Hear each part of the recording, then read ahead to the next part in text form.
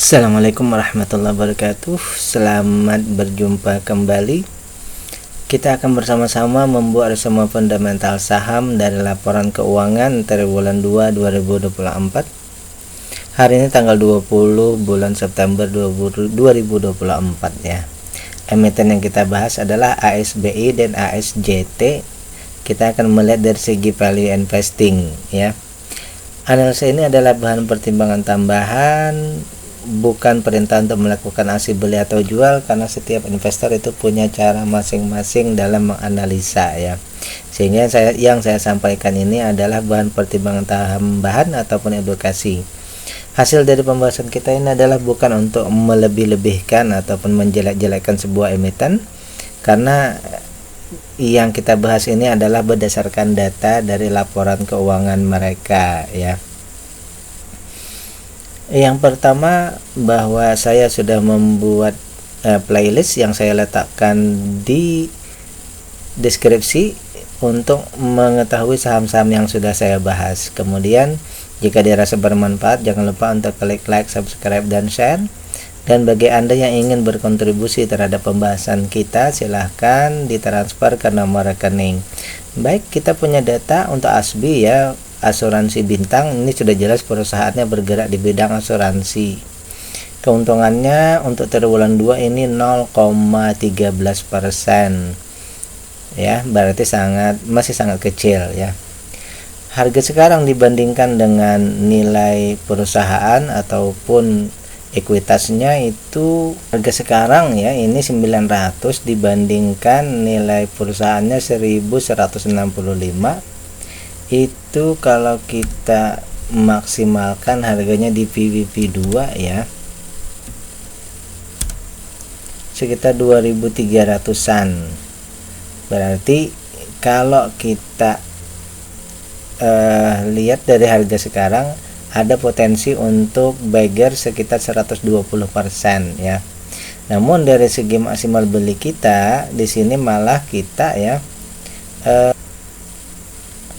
mesti membayar 5 kali lebih mahal ya daripada maksimal beli kita. Maksimal beli kita di 149. Jadi kalau misalnya kita beli sekarang ya, berarti kita harus membayar 5 kali lebih mahal dengan ada potensi untuk bagger ya, ada potensi untuk bagger atau multi bagger, tetapi kita tidak dapat diskon. Namun perusahaan ini membagikan dividen berkurang sih dari tahun sebelum. Di 2022 itu 33% di PR-nya ya, sekarang 20, ada penurunan. Namun kualitasnya berarti masih di bawah 30%. Kalau kita lihat dari dividen yield-nya ini malah dia hanya 0,3% ya, artinya dividennya kecil. Jadi di sini valuasinya mahal, tapi ada potensi untuk bisa bagger. Namun dividen payout ratio-nya kecil dan dividen yield-nya kecil. Berikutnya ya, ini ternyata dari segi ketahanan perusahaan juga ya, untuk perusahaan ini ya dia punya minus 19 atau setara min 1,6%. Berarti dari segi ketahanan perusahaan ini free cash flow-nya minus. Ini tentu saja harus menjadi concern lebih jauh. Yang lainnya tidak masalah, apalagi ini asuransi dana pihak ketiga, tentunya kita harapkan lebih besar lagi, lebih dari 136 ya. Jadi dari data yang kita dapatkan ini, kalau menurut saya pribadi, bahwa yang pertama dari segi keuntungan yang masih sangat kecil ya. Tentu saja kita harus melihat lagi di triwulan berikutnya IPS-nya, apakah ada perubahan IPS-nya menjadi lebih baik ya. Yang kedua tentu saja dari segi valuasi tadi ya, harganya juga bisa turun. Ini yang berikutnya di sini di PR ini ya, tentu saja dia mengalami penurunan karena tadi keuntungannya menjadi kecil. Bahkan mungkin nanti kalau menurut saya pribadi bisa saja dia akan menjadi turun, mungkin bisa menjadi, kalau tidak ada perbaikan bisa saja mereka tidak bisa membagikan dividen ya. Sehingga di sini concern kita juga di PR-nya. Dan yang terakhir free cash flow. Jadi ada 4 ya yang kita tunggu di triwulan berikutnya. Yang pertama tadi IPS-nya, yang kedua harganya, yang ketiga dividen payout ratio plus free cash flow-nya ya. Itu pembahasan kita untuk ASBI ya, asuransi bintang ini ya. Terakhir bahwa di sini ada juga catatan dari Bursa Efek bahwa ekuitas dalam pemantauan. Berarti perusahaan ini juga ada istilahnya yang perlu dikonsern lebih jauh sampai tato ataupun tulisan cap dari Bursa Efek ini hilang ya. Baik, yang kedua kita akan membahas ASJT. Ini juga perusahaan asuransi berarti ya, asuransi jasa tania, tapi dia lebih ke logistik dan pengantaran ya. Yang pertama kita juga punya data, tapi punya datanya cuma 1 triwulan juga. Keuntungannya hanya 1%, berarti masih kita tunggu di triwulan berikutnya keuntungannya supaya lebih dari 10%. Yang kedua harga dibandingkan nilai bukunya ya, dibanding modalnya, ini harga sekarang di bawah dari nilai bukunya itu sekitar 51%. Kalau kita setarakan untuk maksimal target ini ya sekitar 460-an, berarti ada sekitar 150% mungkin ya, 150% mungkin lebih ya. Coba kita cek dulu. Jadi di sini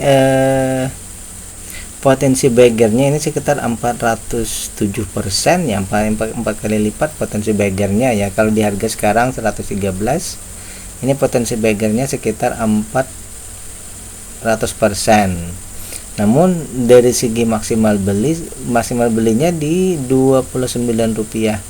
Kalau kita bandingkan sekarang hampir 3 kali lipat ya. Artinya kita tidak dapat diskon, tapi kita membelinya malah hampir 3 kali lipat lebih mahal daripada harga normalnya. Sehingga yang terjadi kalau kita beli sekarang, kita mesti menambah 2 kali lipat, tetapi ada potensi untuk multi bagger ya.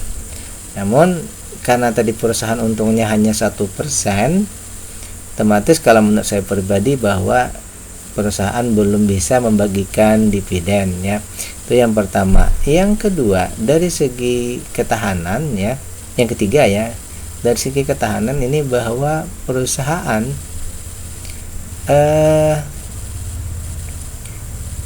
punya untung istilahnya free cash flow-nya itu sekitar 0,7%, di atas lebih dari minus, tetapi dia baru pas-pasan ya. Jadi nanti jadi concern kita juga ya.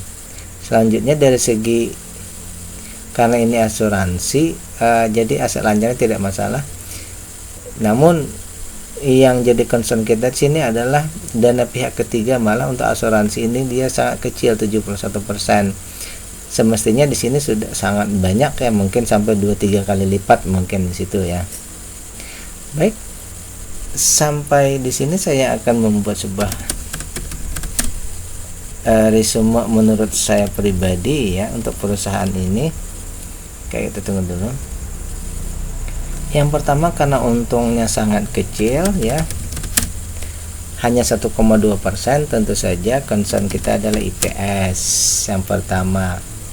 Kemudian di sini tadi dengan 113 itu pun harganya masih terlalu tinggi ya, karena polusinya jadi mahal. Untuk dividen kita tidak bahas dulu, tetapi free cash flow-nya yang jadi concern kita ya, karena dia baru 0,1. Nah, Ini termasuk masih rendah ya, yang lain-lainnya tidak ada masalah.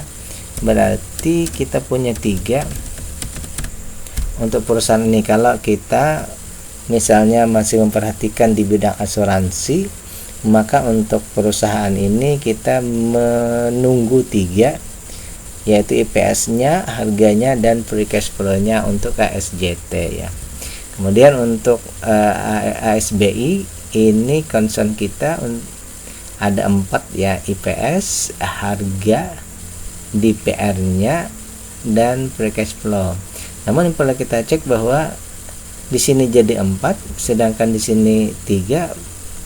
Bukan berarti yang di ASJT ini lebih bagus. Kita tidak menghitung DPR-nya karena memang belum ada. Kalau di atas tadi, karena ada yang kita tunggu dari DPR tadi, mungkin yang lebih mendekati yang di atas tadi ya.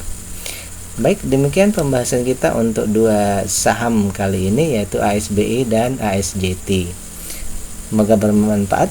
Assalamualaikum warahmatullahi wabarakatuh.